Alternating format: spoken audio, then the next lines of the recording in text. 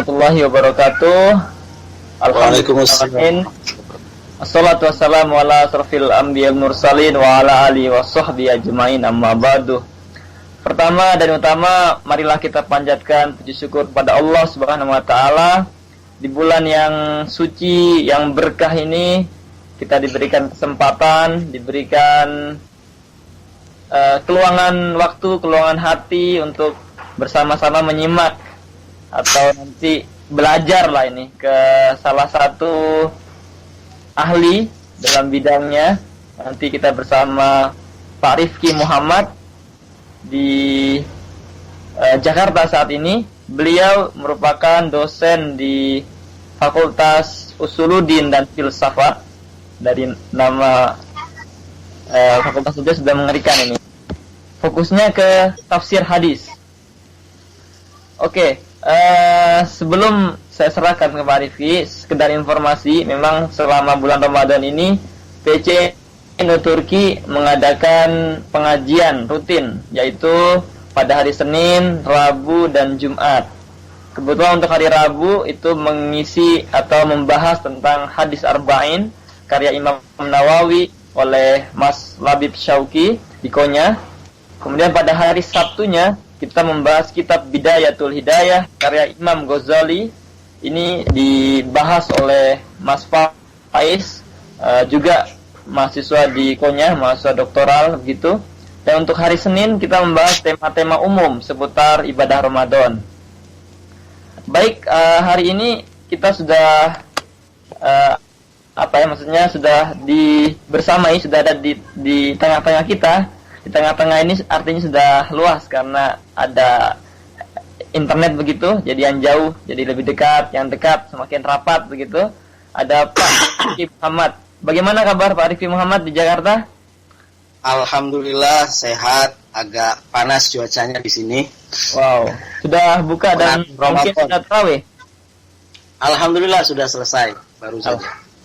Ya Pak Rifki, kita di sini masih menunggu puasa Bapak, karena di sini jam 5:04 begitu, jadi sekitar jam 8:40 kita baru buka puasa. Oke Bapak Rifki, sedikit pengantar dalam Al-Quran yang sering kita baca, surat Al-Qadar, Inna anzalnahu fi lailatul qadar. Sungguhnya pada ayat itu mengatakan bahwa ada malam yang di Al-Quran itu diturunkannya Al-Quran pada malam Lailatul Qadar. Ada beberapa referensi yang mengatakan bahwa turunnya Al-Quran dimaksud tersebut adalah diturunkannya dari Lauful Mahfuz ke langit, dari beberapa referensi. Ada juga yang mengatakan itu diturunkannya dari langit ke bumi. Nah ada beberapa referensi. Saya pikir bukan saya yang membahas ini karena bukan ahlinya. Nah, ini Pak Rifki Muhammad, kita akan persilahkan sekitar 40 menit begitu. Kalau kurang Pak Rifki bisa menambahkan, karena ini saya tidak boleh membatasi Pak Rifki ini. Kemudian nanti kita akan buka tanya jawab. Para penanya yang budiman bisa menanya via Skype PCNU Turki, atau juga bisa melalui fanpage di Facebook, ada PCNU Turki di situ, atau juga melalui Twitter kita. Jadi monggo nanti bisa menanyakan. Baik Pak Rifki, saya persilakan panjenengan untuk menyampaikan materi terkait terkait nuzulul Quran yang sangat spesial ini. Saya persilakan Pak Rifki. Baik, Assalamualaikum warahmatullahi wabarakatuh. Waalaikumsalam. Alhamdulillahilladzi anzalal Qur'ana fi syahri Ramadan. Wassalatu wassalamu ala sayyidi waladi adnan sayyidina maulana Muhammad wa ala alihi wa sahbihi ajma'in, amma ba'd. Yang sama-sama saya cintai, teman-teman di Turki, baik yang di Istanbul, di Konya, dan teman-teman NU dimanapun teman-teman berada di seluruh dunia, karena siaran ini insyaallah didengarkan oleh teman-teman di seluruh dunia melalui streaming radio PCI UNU Turki. Bismillahirrahmanirrahim. Malam hari ini kita akan sama-sama membahas tentang nuzulul Quran. Ada dua ayat utamanya yang berkenaan dengan turunnya Al-Quran. Yang pertama yang sama-sama kita ketahui, yaitu di surah Al-Baqarah berkenaan dengan puasa. Allah Subhanahu wa taala berfirman, "A'udzubillahi minasyaitonir rajim. Syahrul Ramadan alladzi unzila fihi al-Qur'anu hudan lin-nasi wa bayyinatin minal huda wal furqan." Surat Al-Baqarah ayat 185. Kemudian salah satunya lagi yang tadi disampaikan oleh Mas Budi, yaitu surat Al-Qadar. Allah Subhanahu wa taala berfirman, "A'udzubillahi minasyaitonir rajim. Bismillahirrahmanirrahim. Inna anzalnahu fi lailatul qadar wa ma adraka ma lailatul qadar. Lailatul qadri khairum min alfi syahr. Tanazzalul malaikatu war-ruhu fiha bi'izni rabbihim min kulli amr. Salamun hiya hatta matla'il fajr." Kedua ayat ini menjadi rujukan utama para ulama dalam menentukan bahwa nuzulul Quran itu terjadi di bulan Ramadan. Ada 3 pendapat besar kaitannya dengan turunnya Al-Quran. Yang pertama, ada yang mengatakan bahwa ibtida nuzulil Quran kana fi Ramadan. Jadi awalnya saja turunnya Al-Quran itu di bulan suci Ramadan, yaitu ketika Rasulullah SAW menerima ayat pertama yang kita sama-sama kenal, Iqra bismi rabbikal ladzi khalaq, sampai ayat keempat, yaitu alladzi 'allama bil qalam. Di dalam hadis sahih riwayat Imam Bukhari dan Imam Muslim dari Ibunda Aisyah radhiyallahu anha bahwa Rasulullah SAW menerima wahyu ini. Kata Ibunda Aisyah, "Awwalu ma budi'a bihi Rasulullah sallallahu alaihi wasallam minal wahyi ar-ru'ya as-salihah fi an-naum. Fakana la yura ra'yan illa ja'at mithla falaqis subh." Al-hadis. Nah, ini dasar pertama bahwa Al-Quran pada awalnya diturunkan di bulan suci Ramadan. Pendapat yang kedua mengatakan bahwa di bulan suci Ramadan ini Al-Quran turun dari Lauhil Mahfuz ke langit dunia. Jadi bukan ayat pertama yang turun, tapi semua Al-Quran, satu Al-Quran itu turun dari Lauhul Mahfuz sampai ke langit dunia berdasarkan hadis sahih riwayat Abdullah bin Abbas. Dan ini juga yang disampaikan, yang dipegangi oleh ulama, bahwa Al-Quran turun dari Baitul Izzah fi sama'id dunya fi lailatul qadar min Ramadan. Thumma kana yunazzalu ala Rasul sallallahu alaihi wasallam nujuman bihasbil waqa'i wal ahwal. Ini kata sahabat Abdullah bin Abbas yang juga diamini oleh sahabat Jabir radhiyallahu an, bahwa sahabat Jabir mengatakan, "Inna suhufa Ibrahim unzilat fi awal yaumin min Ramadan." Bahwa suhufnya Nabi Ibrahim itu diturunkan di awal bulan Ramadan. Kemudian wa inna Taurat itu diturunkan kepada Nabi Musa sekitar 6 hari. Hari ke-6 atau hari ke-7 di bulan Ramadan. Ba'da madha sittah ayyam min Ramadan. Kemudian Zabur itu diturunkan oleh Allah Subhanahu wa taala kepada Nabi Daud alaihissalam pada setelah lewat 12 hari dari Ramadan. Sementara Injil itu pada 18 hari. Nah, kemudian Al-Furqan, Al-Quran diturunkan kepada Nabi Muhammad SAW di tanggal 20-an. Ada yang mengatakan 24, riwayatnya Jabir, ada yang mengatakan 27, ada yang mengatakan bahkan di bawah itu, di bawah 20 atau 17. Nah, yang ketiga yang berkenaan dengan turunnya Al-Quran di bulan suci Ramadan adalah bahwa Jibril itu datang di bulan suci Ramadan dan di setiap bulan suci Ramadan. Fayudarisuhul Quran kulla lailah, dan Jibril mengajarkan kepada Nabi Muhammad SAW setiap malam.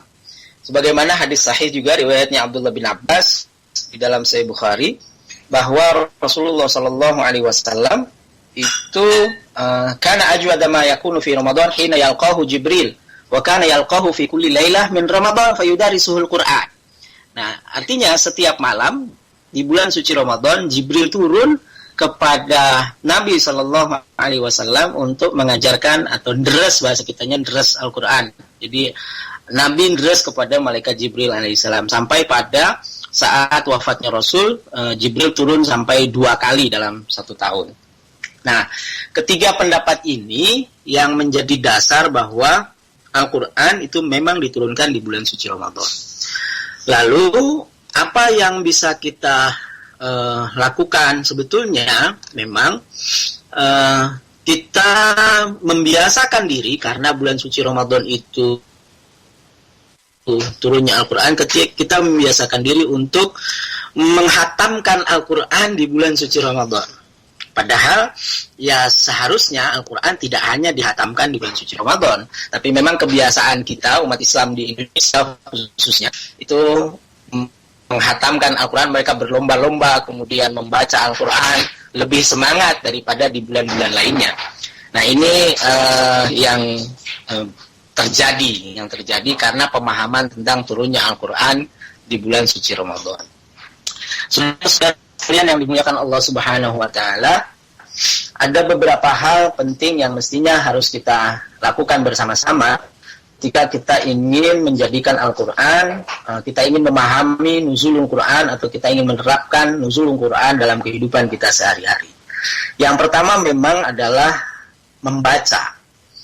Jadi Allah Subhanahu wa taala menurunkan Al-Quran sebagai kitab suci, dan kitab suci Al-Quran itu adalah huda. Syahrul Ramadan alladzi unzila fihi Al-Quran hudan linnas. Jadi dia adalah petunjuk. Kemudian di dalam surah Al-Baqarah misalnya Allah Subhanahu wa taala menegaskan alif lam mim dzalikal kitabul la raiba fihi hudan lil muttaqin. Jadi petunjuk, kalau kita mau bilang ya peta. Kalau tujuan hidup kita ini adalah akhirat, maka peta, satu-satunya guidance, pegangan yang bisa kita pegang adalah Al-Quran. Nah, bagaimana cara kita menggunakan peta itu? Tentunya kita harus bisa cara membaca peta. Kalau kita nggak bisa membaca peta, misalnya kita buka Google Map gitu, ada skalanya, ada segala macamnya, itu kalau kita nggak bisa baca, maka ya sama saja. Jadi yang pertama adalah membaca Al-Quran. Bukankah ayat pertama dari Al-Quran yang turun itu adalah Iqra, bacalah. Nah, Al-Quran itu sendiri bermakna bacaan yang disampaikan. Jadi bukan hanya sekedar tilawah yang hanya dibaca untuk sendiri, tapi bacaan yang disampaikan. Sehingga memang ketika bacaan itu disampaikan, diharapkan orang yang mendengarkan, orang yang bersama-sama membaca itu ikut merasakan kalimat kalam Allah Subhanahu wa taala. Karena kalau kita membaca Al-Quran, berarti sejatinya itu lisan kita basah oleh kalamullah, mengalir kalamullah. Kemudian mata kita itu melihat huruf-huruf dari kalamullah. Telinga kita mendengar kalamullah. Jadi usini nafsi wa iyyakum, saya nasihati diri saya sendiri dan semuanya pada saat ini mendengarkan untuk membaca Al-Quran setiap hari. Karena setiap hari misalnya kita baca status Facebook, kita baca timeline, kita baca berita baik elektronik maupun media cetak misalnya. Tapi ironis kalau dalam satu hari kita tidak membaca Al-Quran. Jadi paling tidak dalam satu hari kita membaca berita yang sungguh-sungguh benar. Kita mendengar berita yang sungguh-sungguh benar. Mata kita menyaksikan atau membaca berita yang sungguh-sungguh benar. Mulut kita menuturkan kata-kata yang sungguh-sungguh benar. Paling tidak satu hari kita menyediakan waktu untuk itu. Itu yang pertama. Jadi dalam rangka nuzul Quran, maka kita harus menyemangati diri kita untuk membaca Al-Quran. Ada tips yang paling sederhana menurut saya ketika membaca Al-Quran itu. Saya lebih suka untuk menggunakan kaidah ma qalla wastaqama khairun mimma katsura wa alha. Sesuatu yang sedikit tapi dia continue, bisa terus-menerus itu jauh lebih baik daripada yang banyak tapi membuat kita lalai. Taruhlah misalnya kita baca Al-Quran itu sehari setengah halaman. Atau kalau misalnya sanggup ada waktu 5 menit, 1 hari 1 halaman. Tidak perlu ditambah, tidak perlu dikurangi. Jadi jangan sampai ketika nafsu kita lagi kuat, taatnya lagi kuat, kemudian kita baca 1 hari itu 1 juz. Padahal kalau besoknya kemudian malesnya itu datang, maka kemudian kita akan bicara, kemarin kan saya udah baca 1 juz, besok aja deh saya qadha 2 juz. Besoknya belum tentu kita semangatnya naik lagi grafiknya. Kalau pas naik ya alhamdulillah, cuma kalau pas turun lagi kita akan bicara lagi, sekalian aja besok lusa saya qadha sekian juz. Yang artinya apa? 1 hari kita baca, 2 hari nggak baca, kemudian dan seterusnya. Lebih baik setiap hari kita baca 1 halaman atau setengah halaman, tapi itu terus menerus. Jadi yang pertama adalah membaca. Nabi SAW bersabda, "Nawwiru buyutakum bis-salati wa tilawatil Qur'an." Jadi bacalah, sinarilah rumahmu dengan membaca, dengan salat dan membaca Al-Quran. Nabi sangat memerintahkan kita untuk membaca Al-Quran. Kenapa? Ya karena dengan membaca Al-Quran, Nabi jamin rumah kita akan terang, tidak gelap. Bahkan dalam riwayat Abu Umamah radhiyallahu an dari hadis riwayat Imam Muslim, Nabi SAW bersabda, ini untuk proyek jangka panjang kita, Iqra'ul Quran, kata Nabi, bacalah Al-Quran, fa innahu ya'ti yaumal qiyamati syafi'an li ashabi, karena sesungguhnya Al-Quran besok pada hari kiamat akan datang sebagai pemberi syafaat bagi orang yang membacanya. Hadis sahabat Abdullah bin Mas'ud, riwayatnya Imam Tirmizi misalnya, mengatakan untuk supaya kita lebih semangat membaca Al-Quran, saudara-saudara sekalian, Nabi bilang begini, "Man qara'a harfan min kitabillah falahu bihi hasanah." Siapa yang membaca 1 huruf dari Al-Quran, maka baginya 1 kebaikan sempurna. Wal hasanatu bi asyri amsalihha, dan 1 kebaikan itu nilainya sama dengan 10 minimal. Nabi kemudian melanjutkan, "La aqulu alif lam mim harfun." Aku tidak bilang bahwa alif lam mim itu 1 huruf, walakin alifun harfun, walamun harfun, wa mimun harfun. Akan tetapi alif itu 1 huruf, lam itu 1 huruf, mim itu 1 huruf. Jadi alif lam mim itu 3 huruf.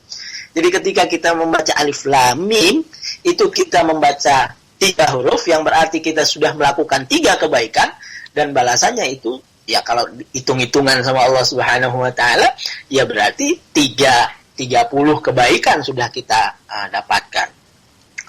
Bahkan Allah Subhanahu wa taala mengisyaratkan tentang orang-orang salih di dalam Al-Qur'an, misalnya di surat Fatir, Allah Subhanahu wa taala berfirman, "Innal ladzina yatluna kitaballah wa aqamus shalah wa anfaqu mimma razaqnahum sirran wa 'alaniyah yarjuna tijaratan lan tabur liwaffiyahum ujurahum wa yazidahum min fadlih innahu ghafurun syakur." Kata Allah Subhanahu wa taala, membaca Al-Qur'an adalah dagangan yang beruntung, tidak ada ruginya sepanjang masa.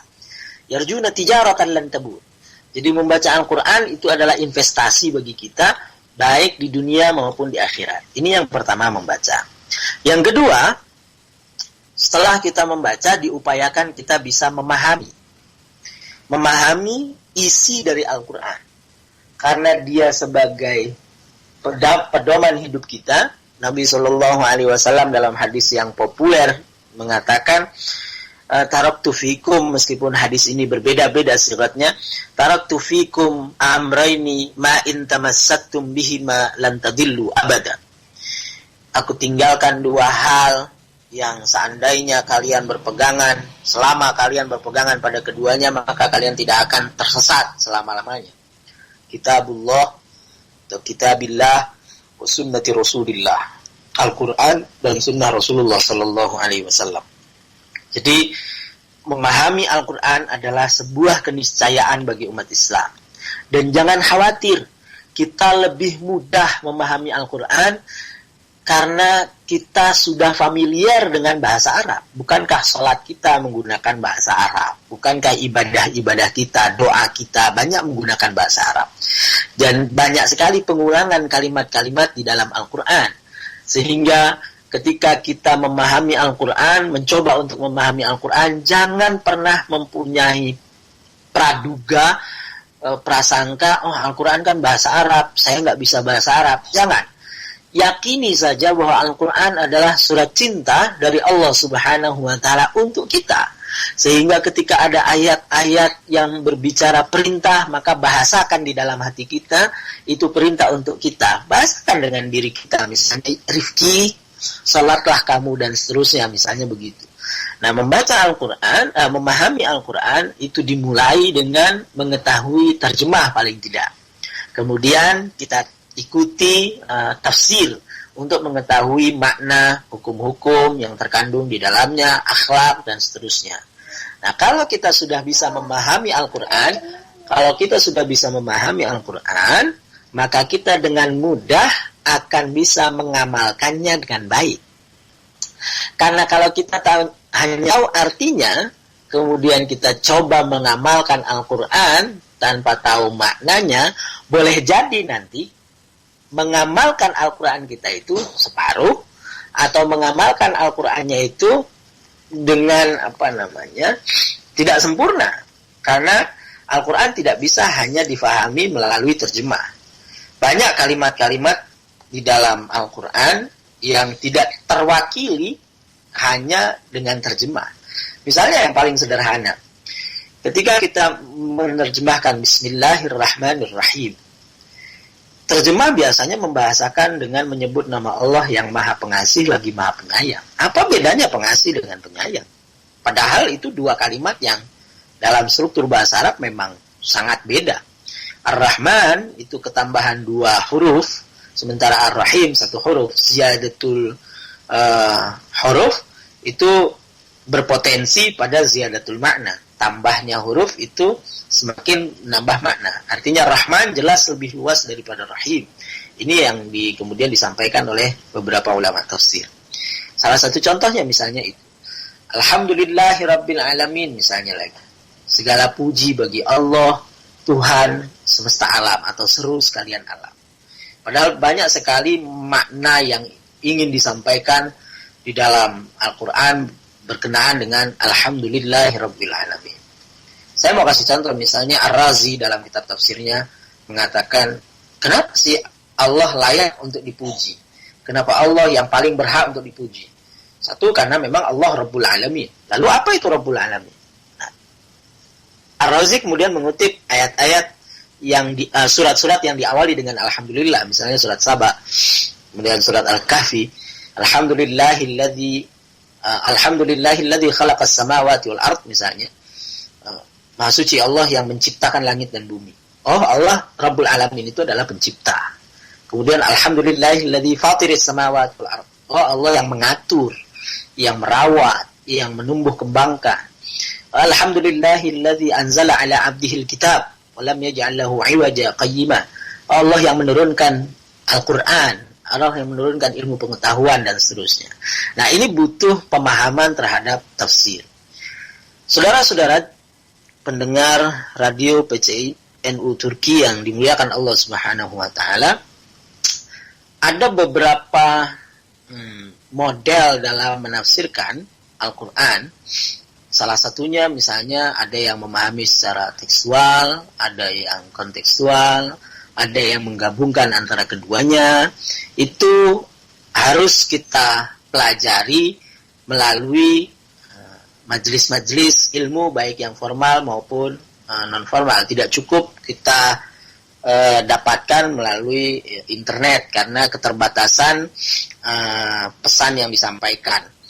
Tapi paling tidak dengan kita memahami pokok-pokok isi Al-Quran, kita akan lebih mudah nanti pada langkah yang ketiga itu, yaitu mengamalkan Al-Quran.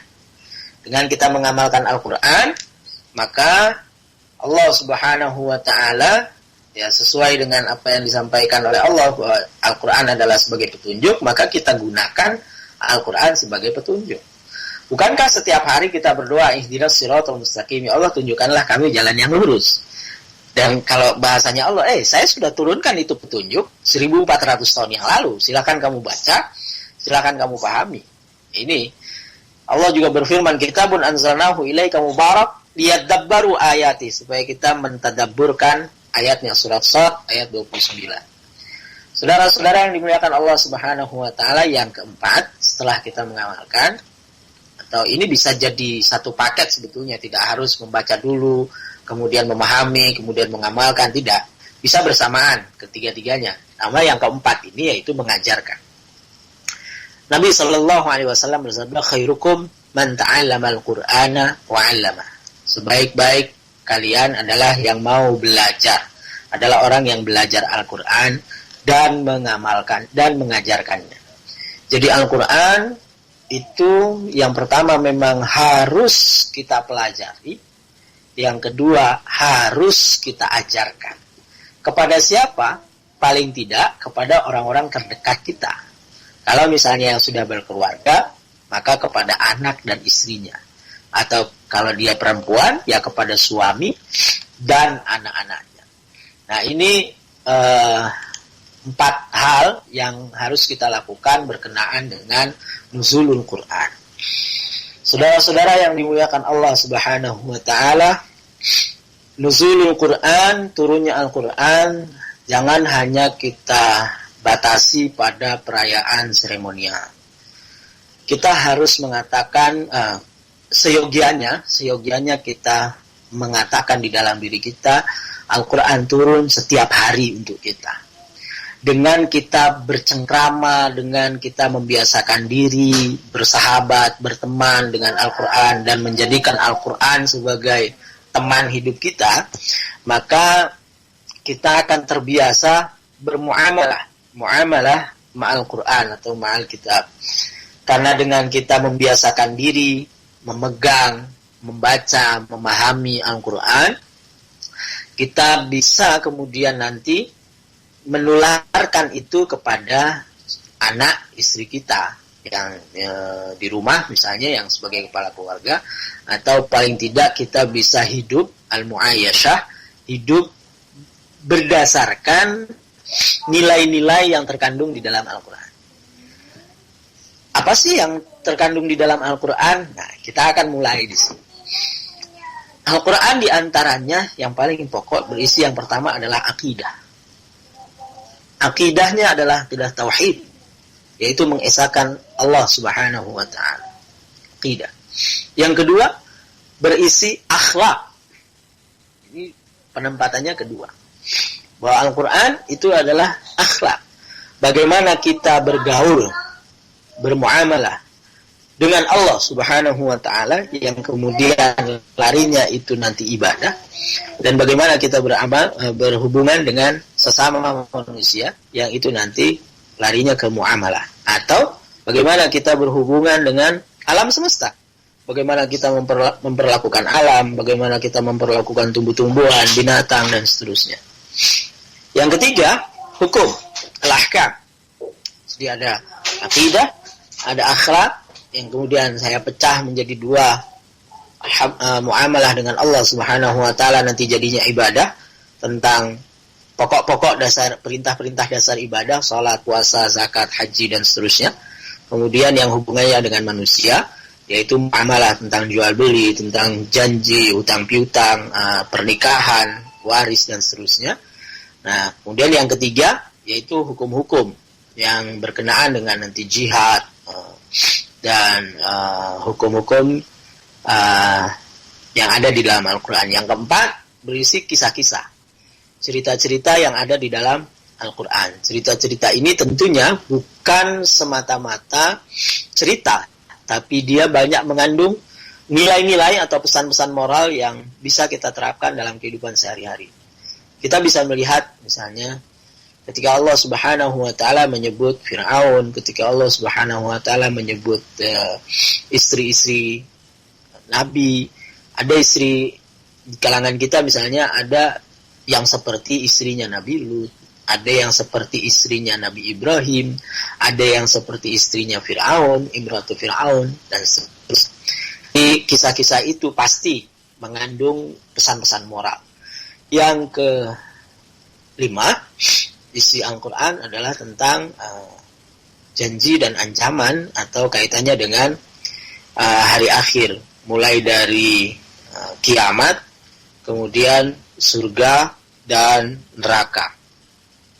Saudara-saudara yang dimuliakan Allah Subhanahu wa taala, artinya Al-Qur'an itu sebagai kitab suci yang komprehensif, yang holistik, yang mencakup semuanya, sehingga sayang kalau kita lebih memilih menggunakan sumber-sumber lain daripada kita menggunakan Al-Qur'an. Nah, momentum nuzulul Quran menurut hemat saya itu harus kita pahami bahwa Al-Quran turun tidak hanya di bulan suci Ramadan, tapi Al-Quran turun setiap hari, seakan-akan kita setiap hari bercerita, setiap hari kita berbicara dengan Allah Subhanahu wa taala dan Allah berbicara dengan kita, mukalamah antara kita dengan Allah Subhanahu wa taala. Dengan demikian, kita akan senantiasa berada dalam koridor, berada dalam wilayah kebersamaan dengan Al-Quran sebagai satu-satunya petunjuk untuk kebahagiaan hidup kita di dunia maupun di akhirat. Saudara-saudara yang dimuliakan Allah Subhanahu wa taala, kiranya ini saja paparan singkat yang bisa menjadi awal diskusi kita pada kesempatan kali ini, Mas Budi Sugandi dan teman-teman yang lainnya. Mudah-mudahan yang sedikit ini bermanfaat. Kita lanjutkan dengan diskusi. Kalau ada beberapa hal yang ingin dikomentari dari teman-teman, saya kira itu. Allah yuwaffiquna ila ma yuhibbu wa yardah. Assalamualaikum warahmatullahi wabarakatuh. Waalaikumsalam warahmatullahi wabarakatuh. Mas Rizky, ini nampaknya saya jadi iri sama Mas Labib dan Mas Gopar ini. Sudah pernah jadi dosennya Pak Rizky. Saya ya luar biasa sekali Pak Rizky penyampaiannya, sistematisnya, dan ya ini logatnya kayak logat di luar Jawa nih Pak Rizky. Dari mana Pak Rizky? Tadi kita belum kenal lebih dalam, kalau boleh tahu. Dari mana ya? Saya besarnya itu di pesantren Kerapia, Ali Maksum sana, Mbah Ali. Jogja. Iya, Jogja betul. Jangan-jangan alumni Jogja juga? Iya, saya alumninya itu pesantrennya Jogja. Oke. Soalnya saya 5 tahun. Oke. Oh ya.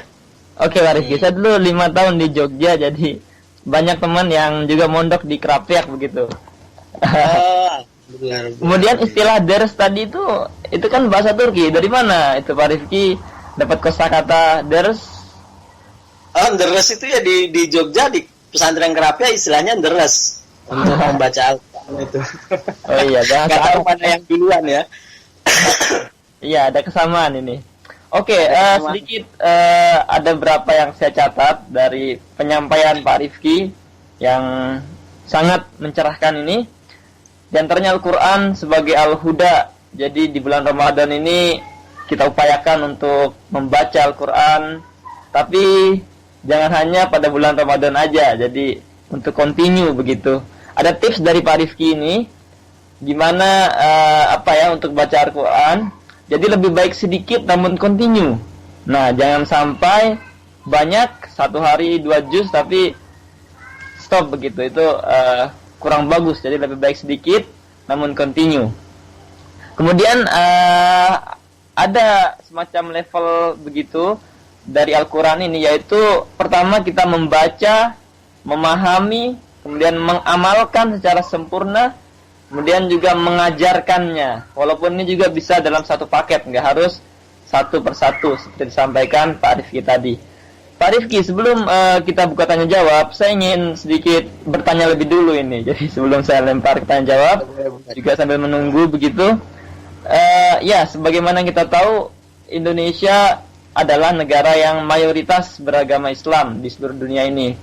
Total penduduknya 250 juta dan 80% begitu, atau berapa pastinya nanti, pernah 90%, yang terakhir saya baca sekitar 80% beragama Islam.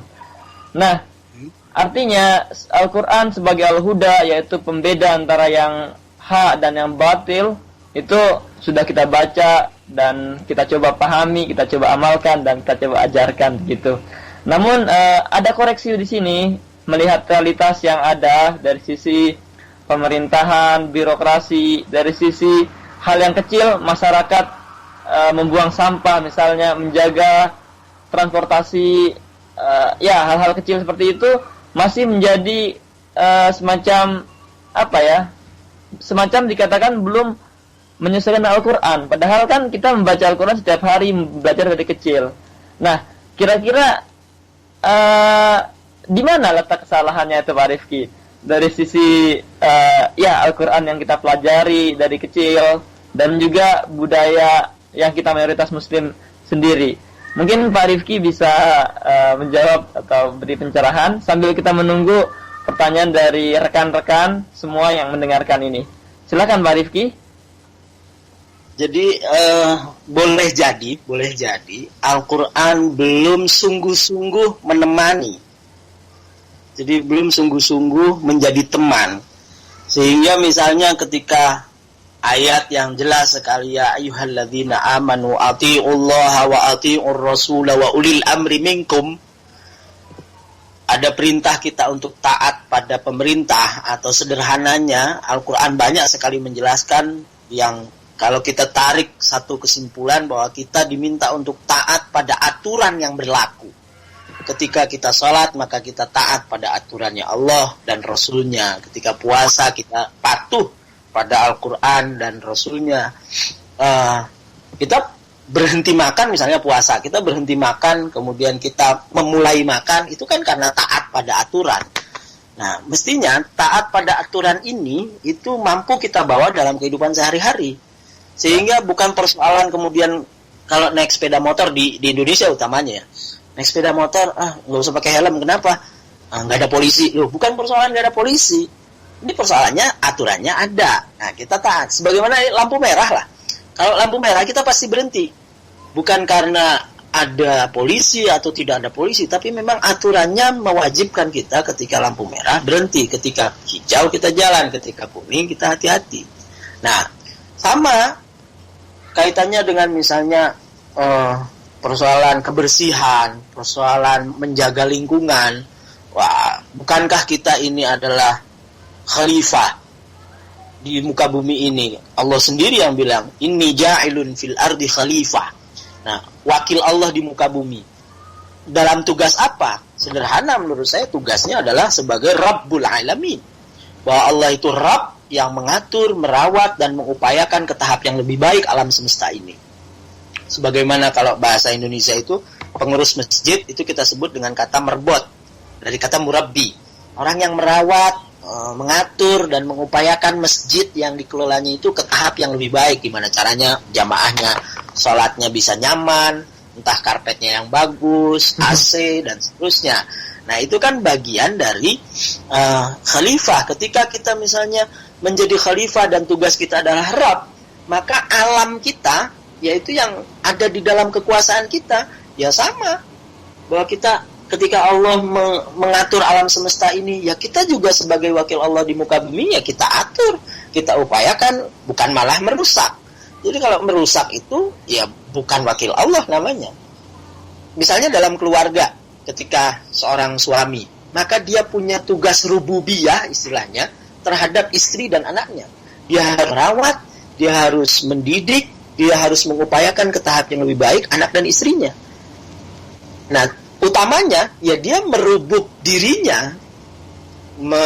Bagaimana dia bisa mengatur orang lain kalau dirinya sendiri belum teratur, dirinya sendiri belum menaati aturan.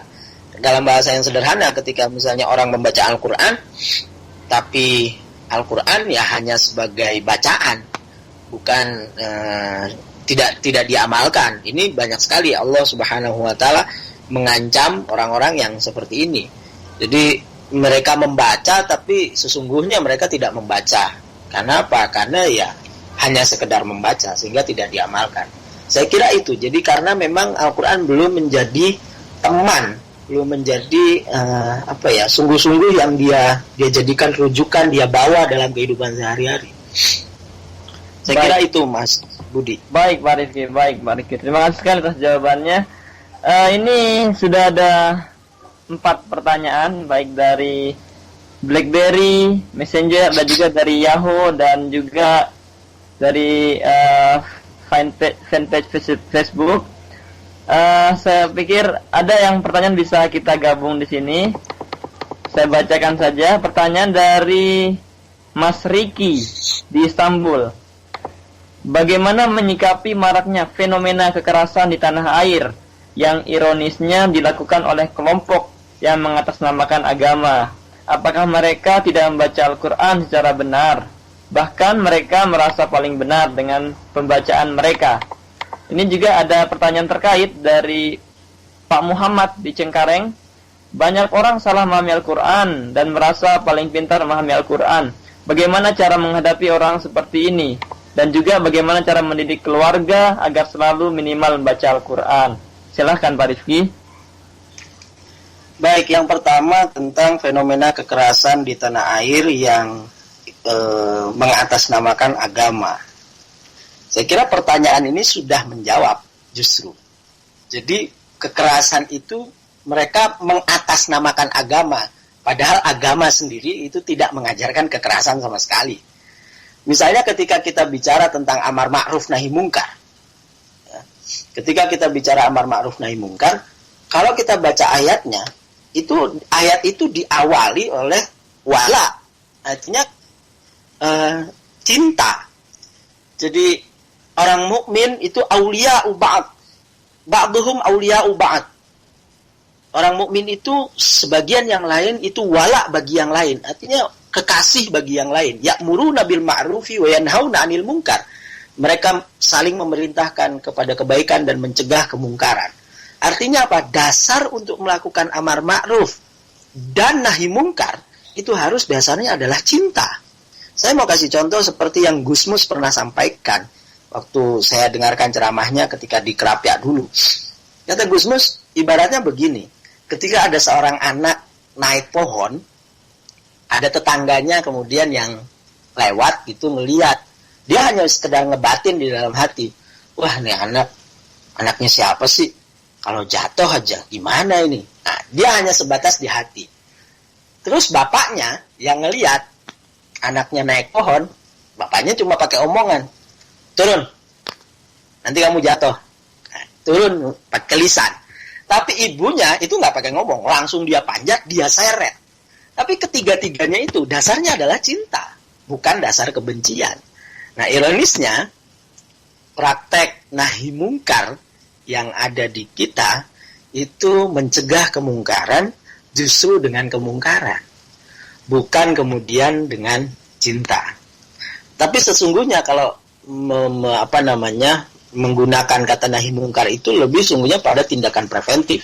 Kita mengunci motor kita, kalau di parkir itu kunci ganda dan seterusnya, ngasih alarm, itu adalah tindakan nahi mungkar. Artinya mencegah terjadinya kemungkaran. Kalau sudah terjadi kemungkaran, maka yang digunakan adalah hadis man ra'a minkum mungkaran falyughayyirhu biyadihi, dengan kekuasaan, bukan dengan kekerasan dengan tangan. Kita punya kuasanya apa? Oh, karena saya RT, saya punya kuasa untuk ini. Oh, karena saya polisi, saya punya kuasa. Tapi kalau tidak punya kuasa, fa illam yastati, ya fi bilisani, laporkan pada pihak yang berwajib. Bukan kemudian tidak punya kuasa tapi menggunakan kekuasaannya. Lalu yang ketiga baru karena tidak bisa ngelapor, takut dan seterusnya, ya gunakan dengan hati, yaitu apa? Berdoa baik supaya orang itu berubah dari kemungkarannya. Jadi fenomena kekerasan di tanah air itu memang menurut saya keliru dalam memahami, bukan keliru, mereka hanya sepotong dalam memahami ayat, yaitu amar ma'ruf nahi mungkar, tapi mereka tidak melihat awal ayat itu, yaitu al-mu'minuna ba'duhum awliya'u ba'd, bahwa saling dasarnya harus saling cinta. Kemudian yang kedua, banyak orang salah memahami Al-Quran dan merasa paling pintar. Saya kok agak bukan kemudian menghakimi, saya lebih memilih untuk tidak menghakimi orang salah memahami Al-Quran. Tapi sebagian di antara kita itu memahami Al-Quran sepotong atau memahami Al-Quran secara teks, padahal ayat itu bisa dilihat konteksnya. Kemudian kata Abdullah Darraz misalnya, Al-Quran itu ibarat mutiara, ibarat intan yang mempunyai sisi banyak, dilihat dari sisi sebelah sini warnanya biru, sebelah sana merah, dan seterusnya. Artinya orang bisa berbeda-beda dalam memahami Al-Quran. Tapi paling tidak klaim kebenaran, klaim merasa dirinya paling benar dalam memahami Al-Quran, itu menurut saya ya harus dihindari, karena yang sungguh-sungguh tahu makna Al-Quran itu ya Allah, wallahu a'lamu bimuradih, yang paling paham isinya. Lalu bagaimana cara kita menghadapi orang seperti ini? Ada dua cara. Yang pertama, kita ajak dialog. Kita ajak dialog bahwa apa yang Bapak sampaikan, misalnya apa yang Bapak perbuat, itu kita punya pandangan yang berbeda. Siapa tahu dengan dia mengetahui pandangan lain, itu dia akan terbuka. Biasanya orang kalau pemahamannya satu, itu dia akan bilang ya satu ini yang benar. Tapi ketika orang itu punya banyak wawasan, maka dia akan lebih toleran, dia akan lebih mafhum. Yang kedua, cara yang kedua untuk menghadapi orang seperti ini, setelah yang pertama itu dialog, yang kedua ya kita kalau kita bahasanya mau kita bentengi ya, kita bentengi orang-orang di sekitar kita atau orang-orang yang ada akses ke kita dengan cara kita berikan pemahaman yang lebih luas, sehingga ketika orang itu misalnya mengikuti pengajian di satu majelis dengan narasumber yang merasa dirinya paling benar, nah dia kemudian mendapatkan wawasan yang lain. Jadi kita, kalau yang pertama tadi kita langsung ajak dialog si narasumbernya, nah sementara yang kedua caranya adalah kita mengajak jamaahnya untuk mendapatkan wawasan yang lain dari Al-Quran. Cara yang paling akhir ya kita hanya sebatas berdoa, mudah-mudahan Allah Subhanahu wa Ta'ala membukakan pintu hatinya, menambahkan pengetahuannya. Terus bagaimana cara kita mendidik keluarga agar selalu minimal membaca Al-Quran? Usini nafsi wa iyyakum, saya nasihati diri saya sendiri dan teman-teman semua. Kita cuma punya 2 waktu kalau yang di Indonesia ini, habis subuh dan habis maghrib. Karena zuhur kita nggak punya waktu, siang, pagi, siang, sore kita nggak punya waktu. Jadi habis subuh kita ajak anak kita duduk bersama Pak Muhammad di Cengkareng, duduk bersama anak istri kita, bergilir. Jadi ayo kita baca masing-masing setengah halaman, yang lain mendengarkan. Setengah, kalau ada 4 kan paling cuma 1 lembar, dan itu nggak ada 10 menit. Atau pilihannya habis maghrib, sholat maghrib berjamaah, terus baca Quran. Nggak usah banyak-banyak, setengah halaman masing-masing, setengah halaman berlanjut. Kalau di situ ada buku tafsirnya, ya sambil dibaca tafsirnya. Saya kira itu, Mas Budi. Oke, Bapak Rifki, terima kasih jawabannya, sangat jelas, insyaallah. Saya lanjut lagi Pak ke pertanyaan selanjutnya. Ini dari Binti Imron di Indramayu. Kalau dijelaskan bahwa memang riwayat-riwayat menerangkan bahwa turunnya Al-Quran di bulan Ramadan itu pun tidak dijelaskan tepatnya di suatu tanggal. Akan tetapi, kenapa peringatan nuzul Quran itu diadakan pada tanggal 17 Ramadan? Monggo Pak. Ya. Jadi sebetulnya ada 6 pendapat. Yang pertama tanggal 17 Ramadan. Yang kedua itu tanggal 18 Ramadan. Yang ketiga tanggal 24 Ramadan. Yang keempat itu tanggal 8 Rabiul Awal. Dan yang kelima itu tanggal 18 Rabiul Awal. Ini ada 5 pendapat tentang turunnya Al-Quran. Jadi kenapa kemudian umat di Indonesia itu kebanyakan di tanggal 17, mungkin mengikuti salah satu dari 5 pendapat itu. Sumber yang mungkin bisa dibaca itu di Al-Burhannya Az-Zarkashi, Al-Burhan fil Ulumil Qur'annya Az-Zarkashi, itu tanggal 17 di situ disebutkan. Jadi ada rujukannya. Jadi kenapanya peringatan nuzul Quran diadakan pada tanggal 17 Ramadan? Ya karena mengikuti salah satu dari 5 pendapat tentang turunnya Al-Quran. Saya kira itu, Mas Budi Sugandi. Baik Pak Rifki. Kita masuk ke pertanyaan terakhir Pak Rifki. Ini dari Mbak Mary di Surabaya. Mbak Mary ini istrinya Mas Gofar Pak Rifki, murid juga. Iya. Mudah-mudahan lahirnya sehat, bayinya lancar. Amin, mudah-mudahan. Pak Mary di Surabaya yang lagi mudik ini bertanya, bagaimana cara membaca Al-Quran yang sebenarnya? Apakah cukup dengan suara tajwid yang bagus, akan tapi tidak membacanya? Ya, artinya bagaimana? Apakah harus dengan tajwid yang bagus, apa harus keras, dan seterusnya, Pak Rifki? Silakan Pak Rifki. Iya, yang pertama berdasarkan surat Al-Baqarah ayat 121. Allah Subhanahu wa taala berfirman, "Alladzina atainahumul kitaba yatlunahu haqqa tilawatihi ulaika yu'minuna bih wa may yakfur bihi fa ulaika humul khasirun." Secara harfiah ayat ini menunjukkan bahwa Al-Quran itu harus dibaca dengan bacaan yang benar. Bacaan yang benar itu seperti apa? Ya seperti yang Rasulullah baca. Seperti Al-Quran itu diturunkan. Nah, tradisi membaca Al-Quran itu baru kalau kita kan lewat mushaf. Pada zaman Nabi tidak melalui mushaf. Kenapa? Karena Al-Quran itu disampaikan melalui tradisi syafawi, dari mulut ke mulut, dari lidah bibir ke bibir. Kenapa? Karena Al-Quran dihafalkan, bukan Al-Quran itu dibaca. Sehingga cara kita membaca apa? Ya kita ngaji, berguru kepada orang yang berguru kepada orang yang berguru kepada orang, terus sampai kepada baginda Nabi Muhammad sallallahu alaihi wasallam. Tajwid kan baru muncul belakangan.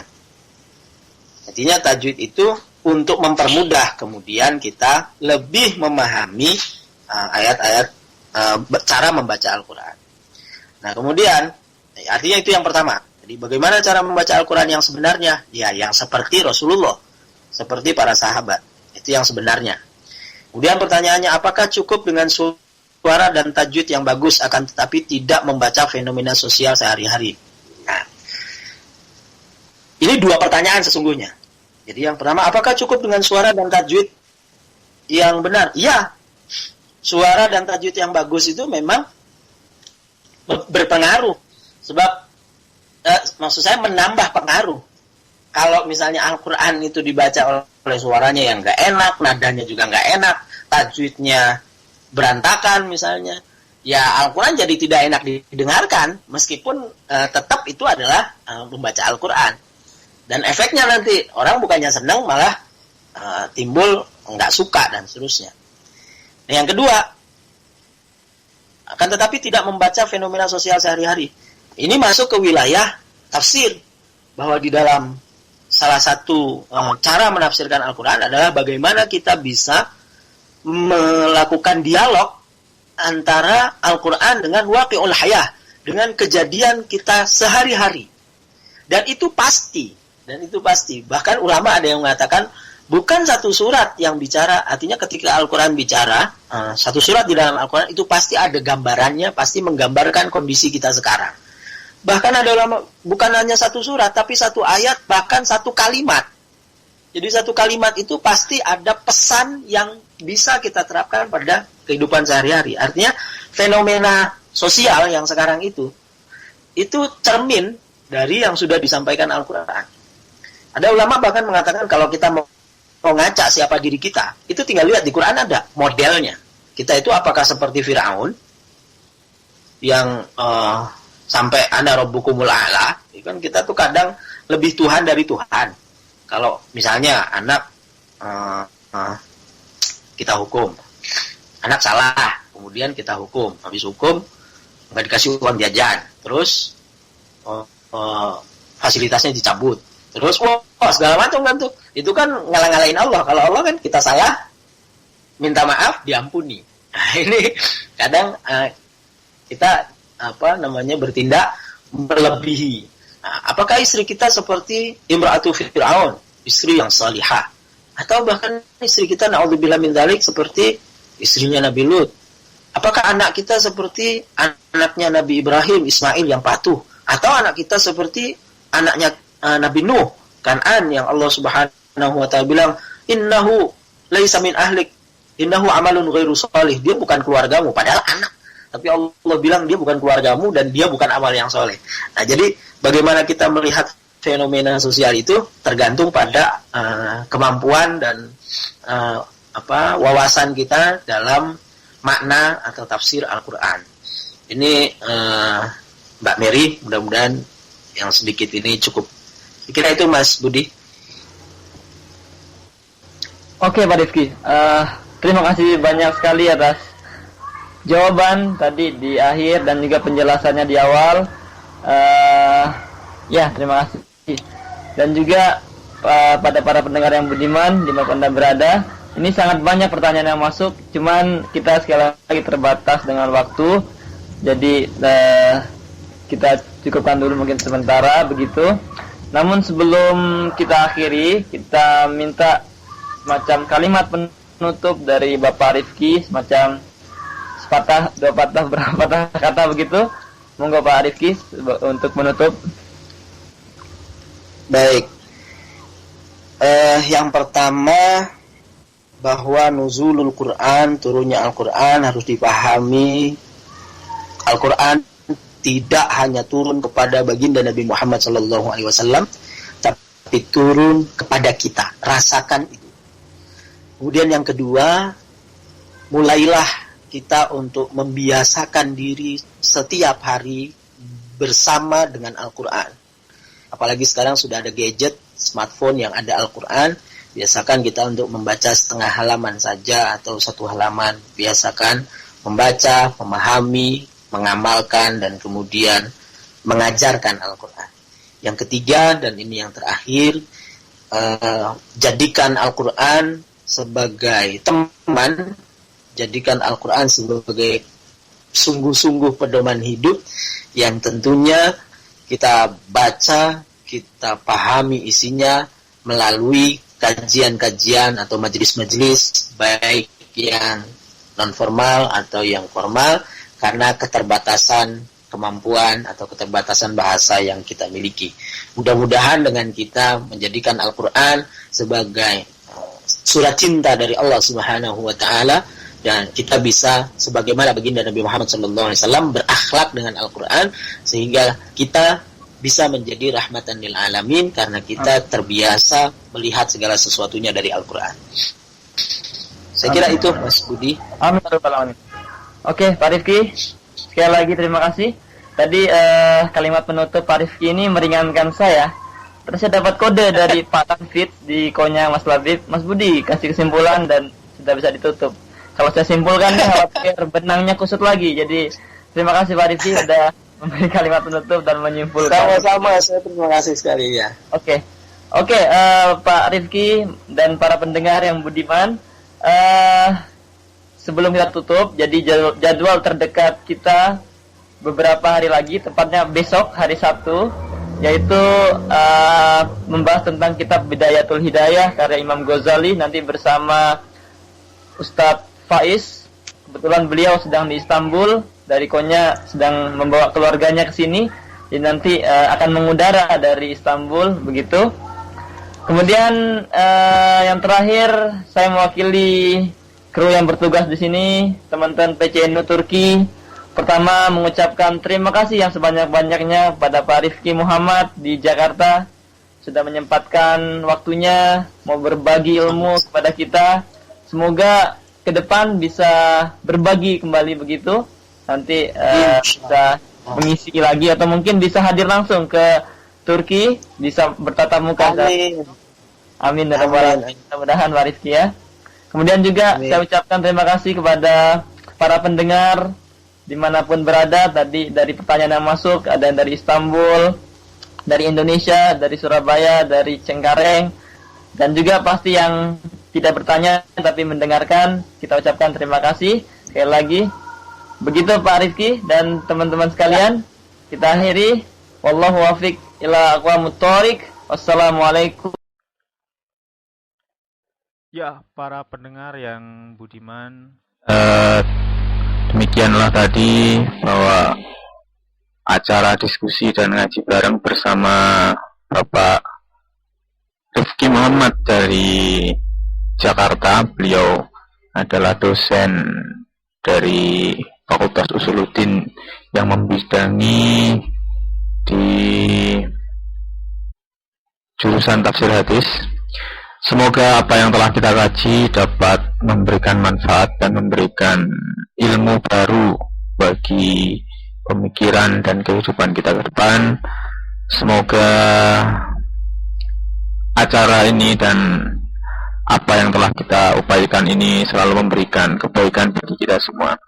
Nah, sebelumnya ada beberapa salam-salam yang akan dikirimkan untuk teman-teman semua dari Mas Abdul Wafar. Mas Abdul Wafar ini dulu muridnya Bapak Rifki Muhammad yang ada yang ketika waktu di UIN Jakarta, yang mana Mas Abdul Wafar ini sekarang sedang kuliah di Turki, yang kebetulan juga sebagai ketua atau leadernya dari IT-nya PJNU Turki ini. Semoga salam buat semua teman-teman yang ada di Turki. Mohon doanya supaya istrinya melahirkan dengan selamat dan tidak kurang satu apapun. Salam juga dari Pak Muhammad yang ada di Cengkareng. Salam kepada para pendengar atau teman-teman yang ada dimanapun Anda berada. Untuk Mas Budi, Mas Zaki, teman-teman yang ada di Turki, selamat menunggu berbuka puasa. Berikut kami putarkan sebuah lagu instrumental tentang musik atau lagu instrumental di zaman Utsmani. Berikut kami kumandangkan untuk para pendengar semua.